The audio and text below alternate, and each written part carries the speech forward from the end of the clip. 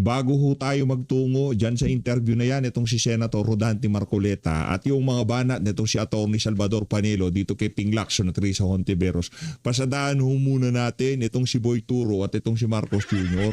Nag-inspection na naman ho pagkatapos ho niyang naging reporter. Ngayon ho balik turo ho silang dalawa nitong si Vince Dizon. Di ho natin malaman kung anong mga pinagtuturo nitong dalawa na to.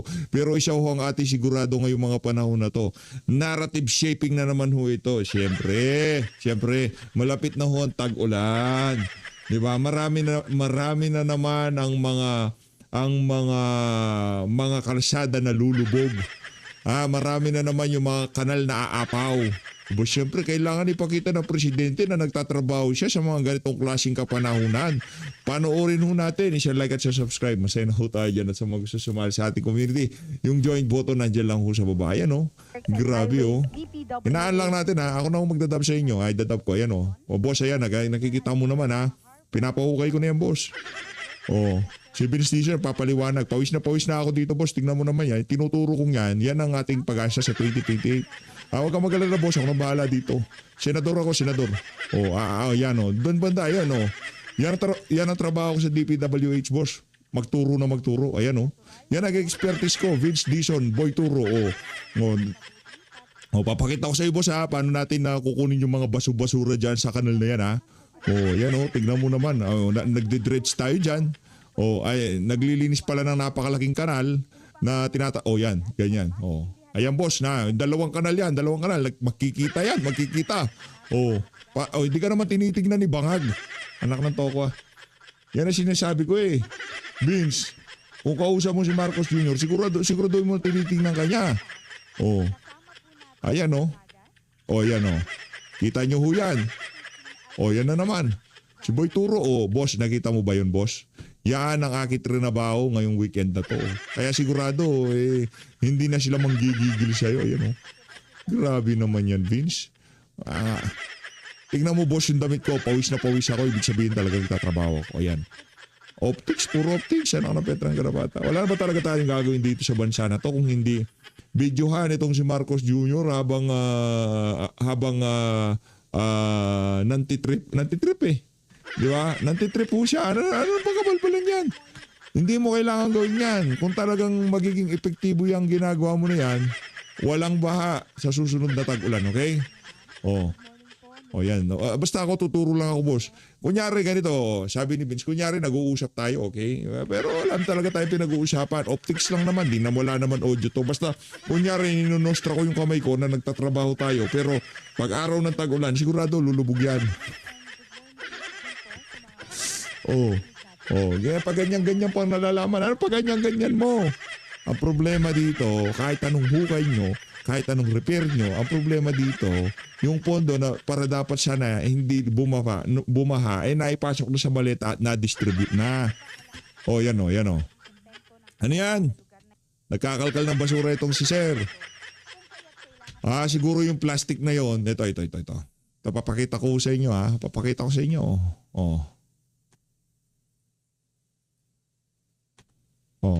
Yan. Yan, yung plastic na hawak-hawak na yan si Sir. Yan ang may kasalanan kung bakit magbabaha Metro Manila. Kaya palakpakan natin itong si Sir dahil sa kanya hindi na magbabaha dyan sa lugar na yan. Yan kuha niya na yan. Yan ang dahilan kung bakit nagbabaha.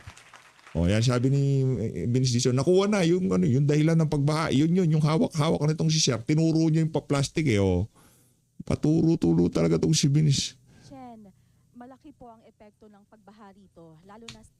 Kaya di ako nagtataka kung tawag ngayon dito kay Vince Dizon, Boy Turo Pero yung pawis niya na yan, summer lang po talaga kaya pinagpapawisan siya.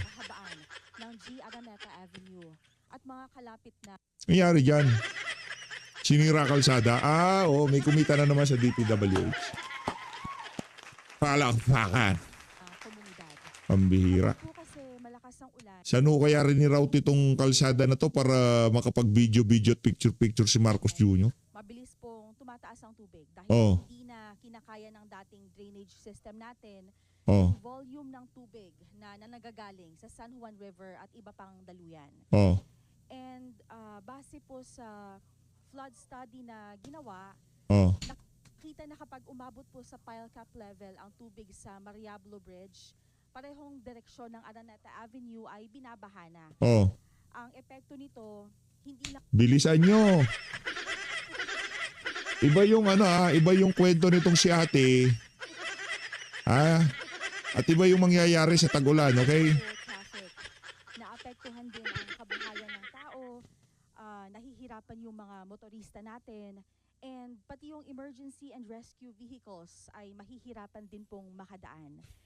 Kaya po, isinulong itong proyekto sa ilalim ng OPLAN, kontrabaha ng administrasyon ni Pangulong Bongbong Marcos, katuwang si Secretary Vince Dizon para mapalawak ang drainage capacity at mapabilis ang daloy ng tubig baha. Ang goal po nito is mabawasan ang lalim at tagal ng baha lalo na tuwing malalakas na pag-ulan po. So may baha pa rin talaga. Okay. Alam nyo, base po kanina ma'am, sa mga residenteng nakausap namin dito sa lugar, ang mga bagyong nagpabaha talaga dito ay yung bagyong Ondoy at itong recent lang na super typhoon Karina. Yes. Kailan po ba nagsimula or nasimulan itong proyektong ito at kailan po ang estimated date of completion? Ma'am, nagsimula po ito noong March 6, 2025. And sa ngayon po, target nating makumpleto ito this month para agad na mapakinabangan ng publiko po. Lalo na ngayong nagsisimula na ulit yung tag-ulan po. Yun talaga yun eh. Anyway, tapos na ang bulahan. Ito si Marcos Jr. at itong si Vince Dizon. Itong dalawang unggoy na to. Di ba, Vince? Good luck na lang sa iyo, Vince. Sa tingin ko, magiging suki ka na naman sa Senado dahil magbabaha na naman. Bakit alam ni PH Update na magbabaha na naman? Kasi yung pondo na dapat nga pipigil sa baha sa Metro Manila, ninakaw na ho nila. Magkano ba yung tubo na yan? Asan yung tubo? Asan yung tubo dito? Gusto ko makita yung tubo. Oh, ayan. Magkano ba itong tubo na to? Itong tubo na to sa likod ni Marcos Jr. Magkano yan? Magkano yung tubo na yan? 200 million pesos? Anak ng toko. Mga kababayan, kung inaasahan nila na yan, tubo na yan, makakapagsalba sa problema natin sa mga susunod na araw, susunod na linggo, susunod na buwan. Anak ng... Nagkakamali ho kayo. Okay? Yung HDPE pipes o yung high density polyethylene pipes ay mas malalaki na at mataas ang capacity. Yan. Compared sa Taasan nyo yung capacity, yung pinakamataas na capacity, ilagay nyo dyan, ha? lumang drainage lines natin.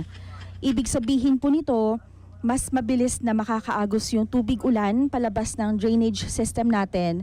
Kaya mas mababawasan yung pag-ipon ng tubig sa kalsada po.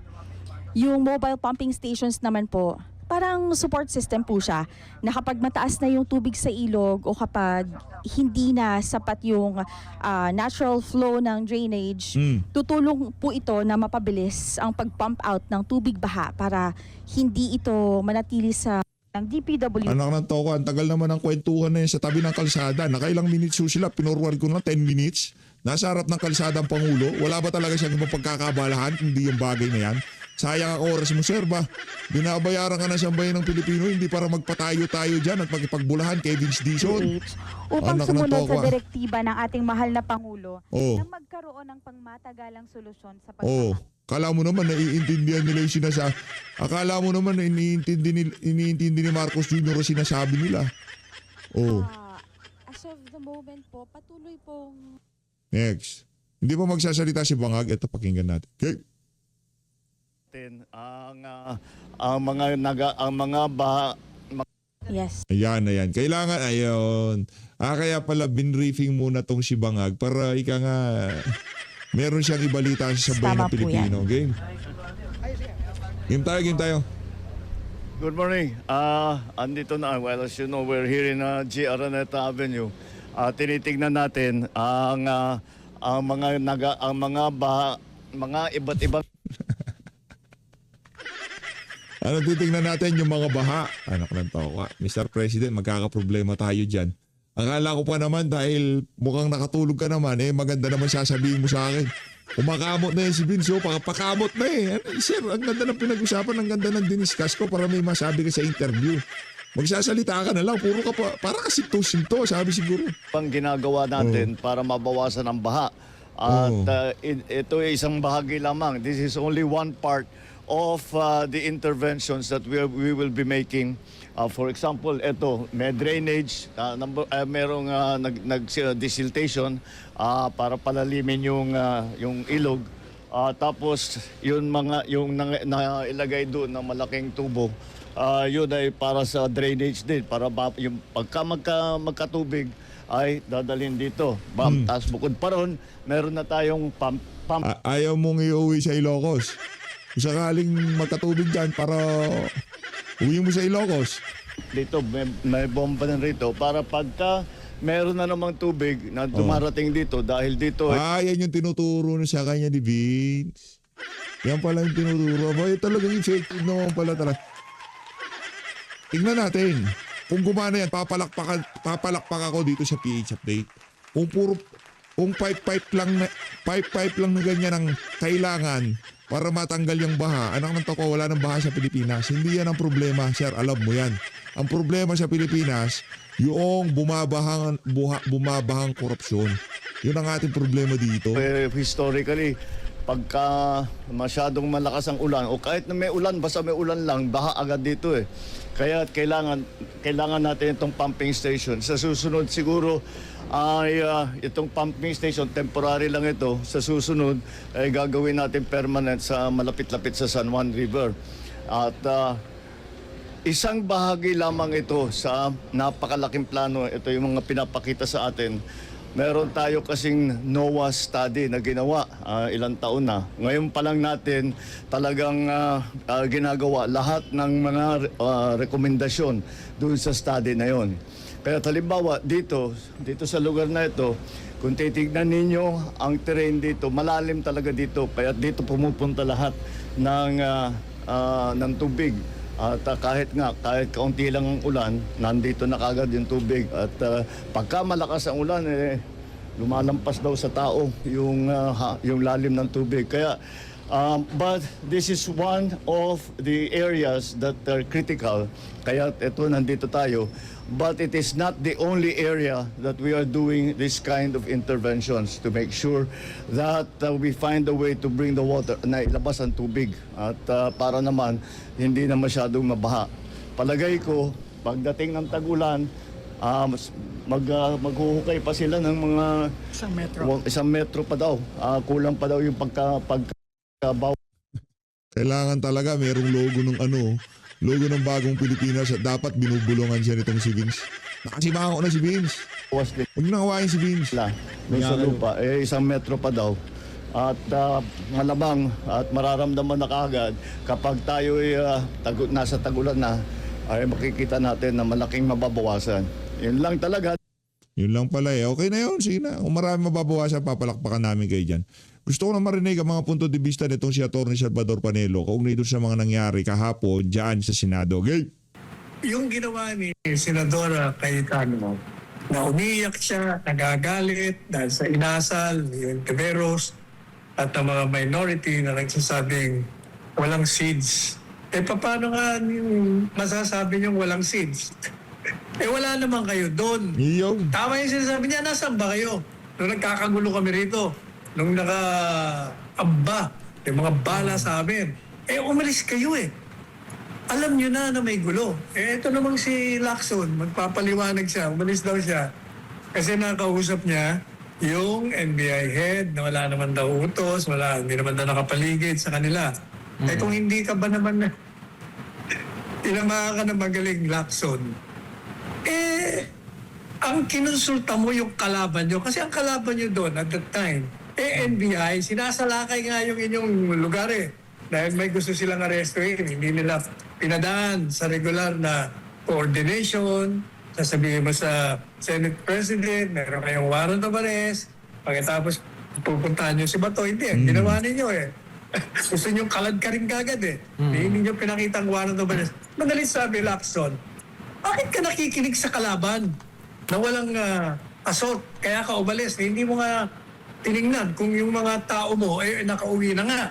nauna ka na. O kung hindi ka man nauna, may mga naiwan, hindi mo naman chinek yun eh. And even assuming na nakaalis sila, paano naman yung iba? Hindi mo malang tinignan yung mga ibang empleyado. Yung. Kung ano na ba ang kalagayan nila. Kaya ang gagaling ninyo magsalita na walang pagsalakay ng ginawa.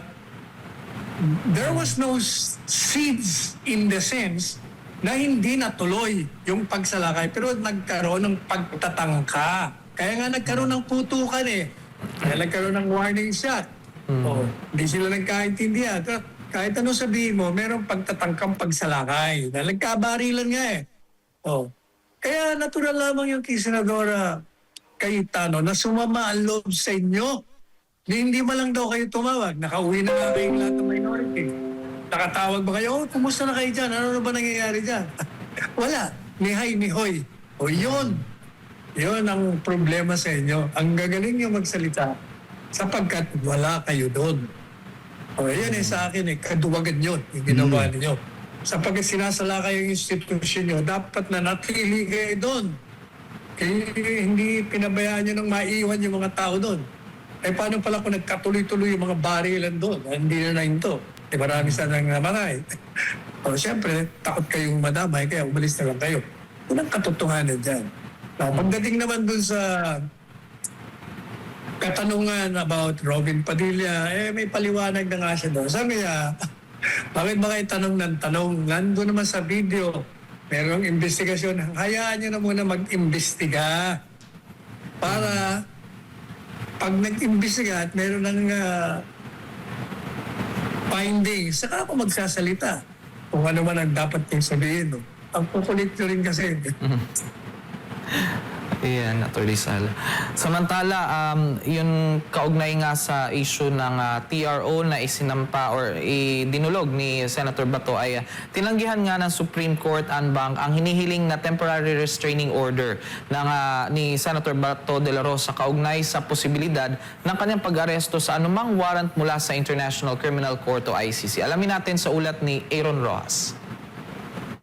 SMNI News. Yan po, Atty. Sal. Ano po masasabi niyo sa pagkakatanggi ng Korte Suprema sa TRO na isinampa or idinulog nila Senator Bato? Kung nanonood si Senador De La Rosa ngayon at yung abogado niya, ang sasabihin ko sa kanilang dalawa, I told you so. Sinabi ko na sa inyo na hindi dinayan mga pinail nyo yan. Kasi mali ang pinail nyo. Mali ang Hindi pinail. dapat certiorari, writ of amparo, at TRO, injunction. Dapat kako, i-file nyo ay habeas corpus. Sabi ko doon sa abogado, nagkamali ka na nung pinag-file ka ng certiorari para kay Presidente Duterte, kaya nadala yan sa hig. Habeas corpus dapat ang inihain mo noon. Nagkamali ka na, ngayon nagkakamali ka na naman. Hindi kayo nakikinig eh. Nako. Kasi ang problema, bira lang kayo ng bira na hindi nyo pinag-aaralang mabuti. Kaya nasisemplang. Kung nag-file ba kayo ng habeas corpus, di tapos na yan that very day, na-resolve na ng Korte Suprema yon. Hindi mo kailangan ng TRO na doon sa habeas corpus. Kasi ipapatawag na si Bato, ipatatawag ng NBI. Tatanungin, bakit mo inaaresto yan? Ba't ginugulo mo? Bakit mo nire-restrict ang movement yan? Kasi po may warrant of arrest. Warrant of arrest galing saan? Galing sa ICC. Bakit? Meron bang kapangyarihan yan? Di-discuss. Kung doon mismo sa araw na yon, magkakaroon na ng diskusyon. Mariresolve na kagad. Bibigyan ko ba ito ng writ o hindi? Kung nabigyan, di okay na. Tapos na kagad ang kontrobersya. Hindi na siya ma-arresto. Dahil sasabihin ng Supreme Court, bibigyan kayo, balik kayo dyan. Wala, hindi nila sinunod eh. Kaya yan ang problema eh. Kaya ang payo natin sa mga abogado, lalo na yung kulang kayo sa karanasan, para lang magkaroon kayo ng publicity, bira kayo ng bira. Merong isang bagong abogado na gusto rin mag-senador. Kaya nasemplang siya ng mga ordinaryong mga reporter lang. Nako. Dahil hindi niya may paliwanag ang sarili niya doon sa mga petition na pinayan nila. Kaya ang sinasabi natin, maging maingat kayo. Kaya tuloy Balagbag talaga tong si Atty. Salvador Panilo. Hindi. Ganito lang naman ho kasi yan mga kababayan. Gusto rin lang naman itong si Atty. Panelo, di para doon sa kapakanan itong si Senator Bato de la Rosa. Umabot na tayo dito sa punto na to na nagkasisya na, ganyan na nangyari, hindi pinagbigyan yung TRO nitong si Senator Bato de la Rosa. Magkaganon pa man, ano na lang umasa na lang tayo sa mas magandang kalagayan itong si Senator Bato sa mga susunod na panahon. Kasi pagka nahuli ho talaga siya ng NBI, PNP ngayong mga panahon na to, diretsong dahig ho talaga siya, mga kababayan. Ano na lang, panalangin na lang ho natin itong si Sen Bato na mapunta siya sa mabuting kalagayan. Wala siya sa bingit ng kapahamakan at wala siya sa kalagayan na malapit siya dyan sa dahig Netherlands. Siga nga.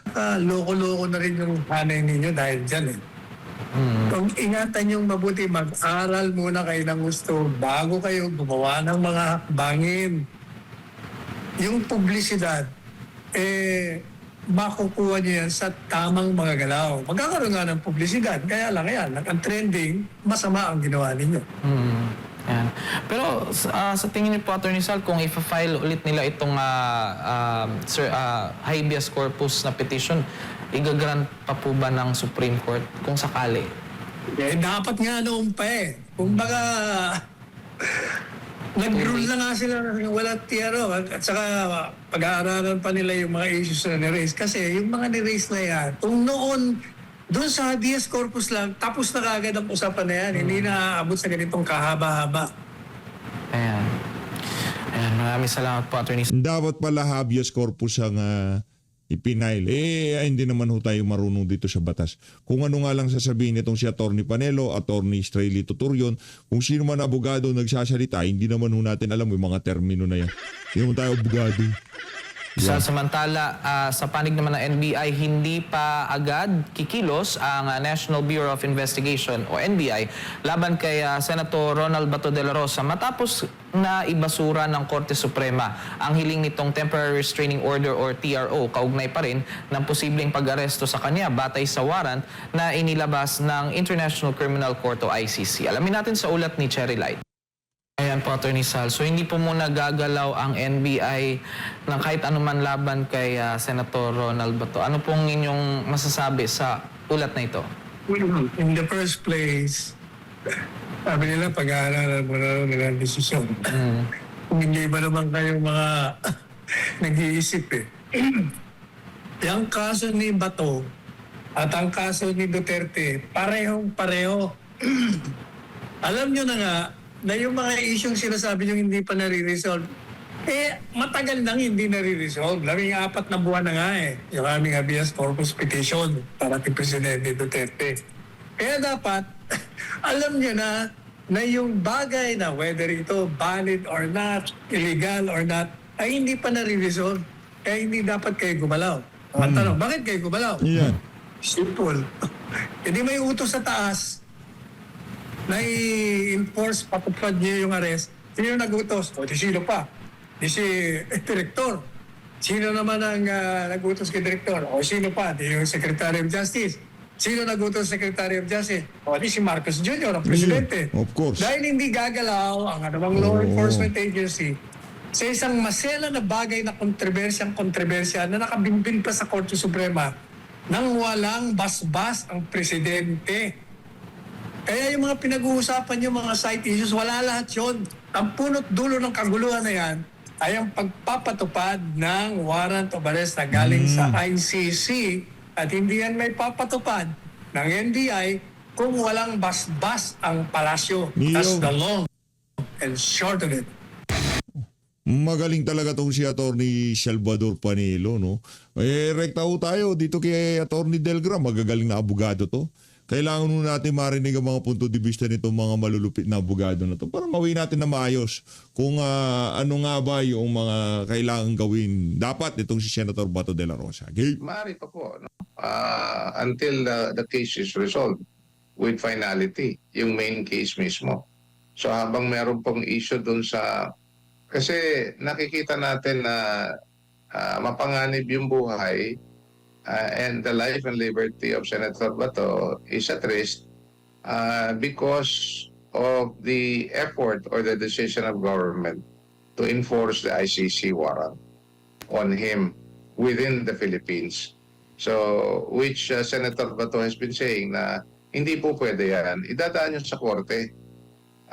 In fact, having said that, hindi po obligasyon ni Senator Bato to seek relief from the Philippine court. Obligasyon po ng Philippine authorities na pag may hawak sila ng foreign warrant, pupunta sila sa local court at hihingi sila they will apply for a warrant so that the Philippine issued warrant will be the one that will be enforced within the Philippines. Handa na pong arestuhin ng PNP ang NBI at NBI itong si Senador Bato de la Rosa. Pero kung pagbabasihan po itong naging desisyon ng Korte Suprema, dapat na po bang arestuhin? Sinasabi ba doon na maari pa or meron pang inaantay, dapat antayin ang mga law enforcer po, attorney? Ang core issue po rito yung pagkilala ng ICC jurisdiction ng bansa. Hindi pa po nawawala main or core issue dito sa kasong ito. For certiorari and provision was filed on the day taken from the Philippines to The Hague on March 11, 2025, in which si Senator Bato de la Rosa is a co-petitioner with the former president. Hanggang ngayon po, yan pa po ang ating sinusulong sa Korte Suprema na may resolba na as to whether after 7 years after we have left the Rome Statute as a state party, may jurisdiction pa ba ang ICC dito sa loob ng Pilipinas? Sa Tagalog na press release ng Korte Suprema, ang nakasaad dito po, basahin ko lang po, attorney, sabi dito, ang interim relief o pansamantalang lunas lang ang napagpasyahan ng Korte Suprema. Re-resolbahin pa ang mga pangunahing issue na inihain ng mga partido sa kanilang mga pleading at motion sa mismong pangunahing kaso. So dito sa mga katagang ito, malinaw na meron pang aantayin na pinal na magiging pasya ng Korte Suprema, attorney. Tama po kayo.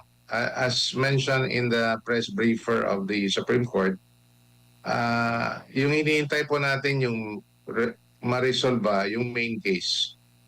At dito po tayo umaasa sa Korte Suprema na once and for all, tatapusin na natin itong issue nito na saklaw pa ba tayo sa ICC or hindi. Kasi pag hindi na tayo saklaw kasi umalis na tayo 7 years ago, opo, tama po kayo dun sa naibasa nyo na press briefer, ano? Kasi ang punot dulo talaga nitong kasong na ito is the question as to whether yung ICC nga still has jurisdiction after 7 years when we left or withdrew from the treaty, yung Rome Statute na yan. Kasi kung sasabihin ng Korte Suprema, umalis na tayo, wala na pong visa yung Rome Statute dito sa Pilipinas, di wala na rin visa yung pag-i-enforce sa mga warrant na galing sa ICC. Kung sasabihin naman ng Korte Suprema, saklaw pa tayo sa ICC, then tuloy pa rin yung pag-i-enforce ng warrant. Pero as we speak, wala pa po yung resolution na yan na galing sa Korte Suprema.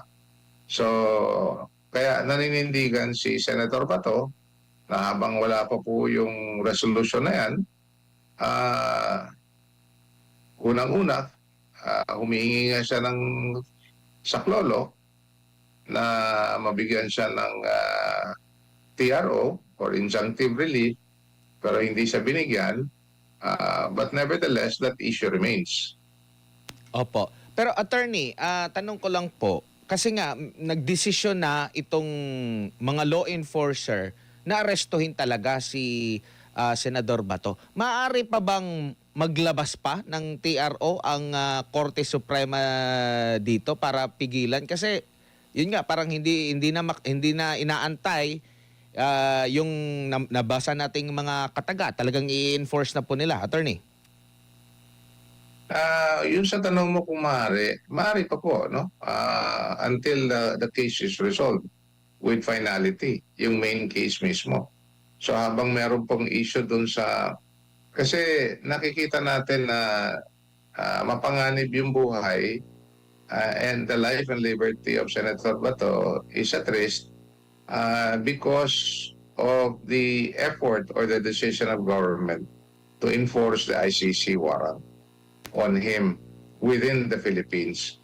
So, which Senator Bato has been saying na hindi, in fact, having said that, hindi po Dahil obligasyon malalim ni Senator Bato to seek relief from the Philippine court.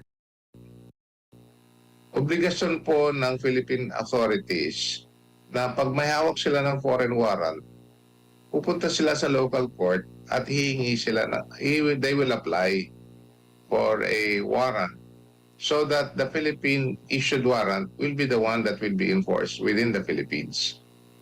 Ganun po yung pananaw natin dito. Opo. Mahirap naman na kikilalanin natin yung ICC as an extension of our judicial system within the Philippines. Matagal na po tayong malaya na isang bansa sovereign, meaning when we talk about sovereign nation, we're actually saying that we are free and independent nation, able, willing, and competent to conduct the affairs of the nation in all aspect of governance. Kasi dinefine na natin na yung governance na yan is in the three branches of government. Executive, legislative, and judiciary. So it's now up for the court to determine the life and liberty of a Filipino citizen within the Philippines. So ang mag-uupo po niyan, yung Philippine Court, hindi yung korte na tagalabas. Opo, attorney, may gabi sir, si MJ po ito. Nakausap po namin ang isa pong doctor kagabi. Isa po siyang international law expert. At sinabi niya po na meron palang karapatan itong si Senator Bato to seek an interim release habang wala pang proper trial doon sa bintang sa kanya o doon sa kaso na pinupuko sa kanya. Sa side kasi ni FPRD, ang Philippine government daw mismo ang nag-waive sa karapatan ng dating presidente na magkaroon ng interim release nang ito'y agad-agad ipadala sa The Hague para po doon ipakulong. Anong masasabi mo doon, sir? Klaruhin ko lang yung tanong mo, MJ, no? Yes, sir. Saan siya kukuha ng interim relief? Dito o doon sa ICC? Dito, sir. Hindi ko kasi nakuha yung dito sa Pilipinas. Opo. Tama po. Dito sa Pilipinas. Kasi nasa Pilipinas siya, Pilipino siya, and he can seek interim release here. And that's precisely what we're trying to do with his legal team. Kaya nga lang, when we filed the motion last week, hindi nga na napalad na binigyan ng TRO. We all know, pwede ko nang klaruhin ito dito. We all know na pag if the warrant, the ICC issued warrant will be enforced at maaresto si Senator Bato, wala pong patutunguhan yan kung hindi aalis ng Pilipinas at pipilitin dalhin sa Hague. Lahat ng mga nagsasabi na gusto na nilang arestuhin, lahat, no exception, including the Philippine government, they will bring Senator Bato to the Hague. So, ano pa kung mailagay na siya sa jurisdiction ng ICC? What are we to resolve? That's precisely why the difficulty of having two courts having jurisdiction over the former president. The ICC insists that they have jurisdiction of the former president. And yet we have pending petitions. And the petition of which kasama si Senator Bato, including the 3 habeas corpus petitions na ipinail ng 3 anak ni former President Rodrigo Duterte.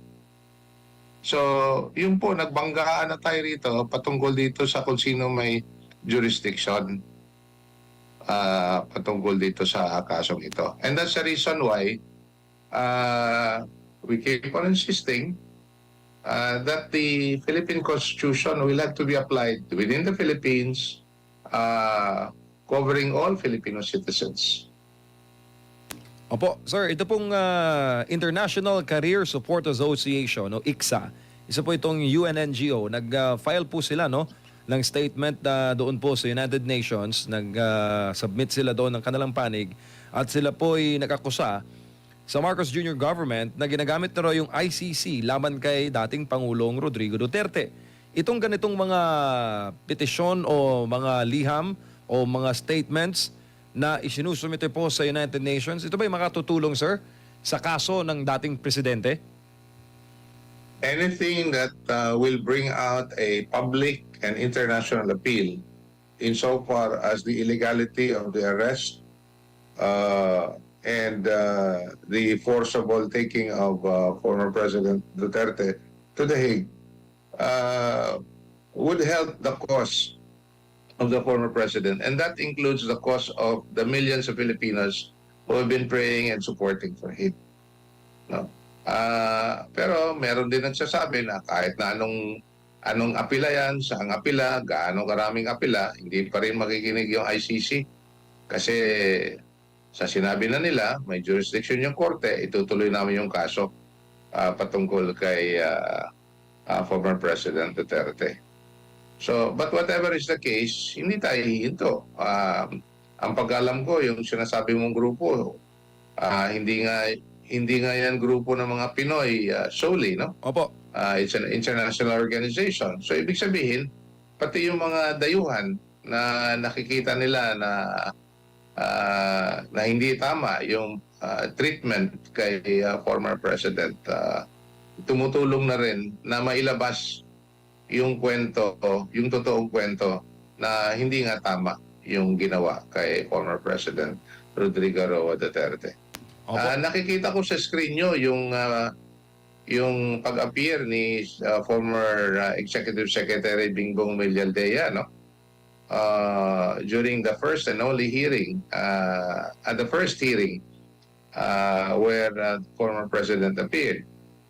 And I recall that in his manifestation, si former Secretary Medialdea was saying na yung nangyari kay former President Rodrigo Duterte was no less than extraordinary rendition or otherwise termed as kidnapping Kidnapping. out of the Philippines to The Hague. Opo, sir, anong komento ng legal team doon po sa naging cell monitoring ng ICC kay FPRD? Dahil ra po sa kanyang chronic physical ailments. May komento rin po ba ang pamilya dito sa naging hakbang? Hindi ko po naikwento, hindi ko naitanong kung sa pamilya patungkol dyan sa nangyayari kay former president. Pero nakakabahala, nakakagalit sa nangyayari sa kanya. The motion that the former Counsel Kaufman filed to verify yung mga reports na natutumba nga yung former president dahil nga sa edad niya, alam natin na may kapansanan siya. Totoo nga, totoo. Pero watered down. If you look at the statement of the ICC registry, I see a rare occasion, can you imagine? Kung sino yung mga nakakakilala kay former president na hindi pa siya dinala sa Hague. Natutumba na. Alam na Natutumba ho siya sa mga sa pagsasalita niya sa mga entablado, natutumba ho. natin na mahina na siya maglakad at merong nga umaalalay sa gilid kasi nga natutumba. Ngayon, mahigit isang taon na siya doon, and it's not well taken care of, including the kind of food that he's supposed to eat to nourish his body. What do you expect? I would not be surprised if there will be, I hope not, matutumban na naman siya. Yan ang problema doon. Talagang very frustrating that you hear this news. Kaya ang panawagan ko, iuwi na siya sa Pilipinas. Panawagan ng karamihan, hindi lang po ako. Iuwi na siya sa Pilipinas. They want to continue with the case, let them continue with the case. In fact, his prayer for interim release was denied because allegedly he's a flight risk. Sino maniwala dyan? Natutumba nga na nga yung tao. Opo. Tsaka Grabe o, randam ko dito kay Atty. Delgra na talagang yung kagustuhan, hindi lang naman siya, pati yung mga kababayan natin, social media, mainstream media, makikita nyo ho yung mga komento sa mga ganitong klaseng video na bring him home. At yan ho ang ating dalangin na sana sa lalong madaling panahon makauwi na ho itong si dating Pangulong Rodrigo Duterte. Kahit na DDH ka, DDS ka, yung maisip mo lang na merong isang Pilipino na liniliti sa isang banyagang bansa. Napakasakit ho nun mga kababayan. Ewan ko lang, doon sa mga babayaran, kung normal na, nasa normal kang kaisipan na diehard Duterte haters, 80 anyos na individual nakakulong sa isang banyagang bansa na kung saan ngayong mga panahon na to, di natin malaman bilang isang Pilipino, napakasakit ho nun. Ngayon, kung ikaw ay bayarang vlogger at bayarang supporter, talagang napaka-ruthless mo. Kahit kay Marcos Jr. o mga kababayan, di ko natin nanaisin yung mga bagay na yan na ginawa nila kay dating Pangulong Rodrigo Duterte. Personally, sa PH Update, alam ko maraming galit dito kay Marcos Jr. Maging tayo galit tayo. Pero bilang isang Pilipino, kaya natin dito sa Pilipinas na litisin yung sino mang Pilipino na dapat nating parusahan. Di ko natin kailangan yung mga puti na yan.